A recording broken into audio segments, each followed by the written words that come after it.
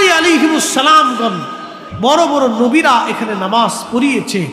শেষ সময়ে আমাদের নবী ১৬ লক্ষ নবীর ইমামতিতে রাহমাতুল লিল আলামিন ইমাম হয়ে ১৬ লক্ষ নবী একসাথে এই মসজিদে নামাজ পড়েছে।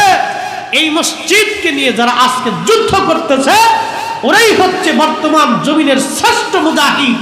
কথা বলেন ঠিক না বেঠিক? কোনো সন্দেহ নাই।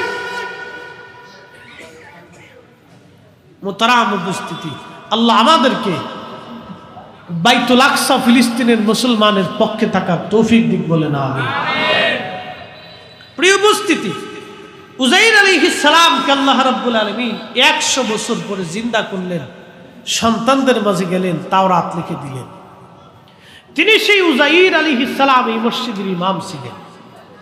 এরকম বহু ঘটনা বনি ইসরাইলকে কেন্দ্র করে এই মসজিদে আকসাকে নিয়ে আসে, হাজার হাজার লক্ষ লক্ষ ঘটনা এই বাইতুল আকসাকে নিয়ে। এটা নতুন না, সাইয়্যিদুনা ইব্রাহিম আলাইহিস সালামের পর থেকে অদ্যবধি পর্যন্ত এটা চলমান। অ্যাটেনশন, একটা লোক উঠবেন না, বসেন। আপনাদেরকে বলতেছি, এই বাইতুল আকসার আশেপাশে যারা যুদ্ধ করতেছে, আল্লাহ নবীর একটা সুসংবাদ। প্রিয় নবী বলেছেন, আমার উম্মতের ভিতরে একটা জমাত উম্মত যারা সবসময়ের জন্য শক্ত অবস্থানে থাকবে, বেদিন বাতিলের সাথে সারা জীবন জিহাদ করবে, তাদেরকে পৃথিবীর সমস্ত শক্তি চেষ্টা করেও নিবৃত করতে পারবে না। সাহাবায়ে কেরাম বলেন, হুজুর তারা কোন অঞ্চলের হবে? নবীজি বলেছিলেন বাইতুল আকসার আশেপাশে হবে। একসাথে বলা যাবে না মারহাবা?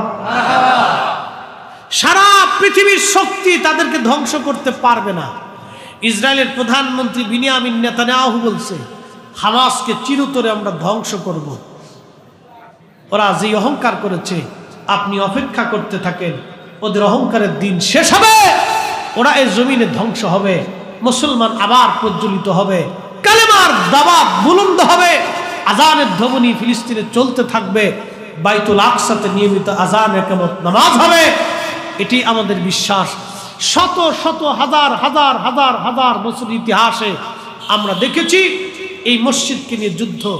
শেষ সময়ে এই অঞ্চলেই দাজ্জালকে হত্যা করা হবে। দাজ্জালের প্রথম ফ্রন্টের সৈনিক হবে ইহুদিরা, আর হযরতে ইমাম মেহেদী আলাইহিস সালামের প্রথম ফ্রন্টের সৈনিক হবে এই ফিলিস্তিনিরা।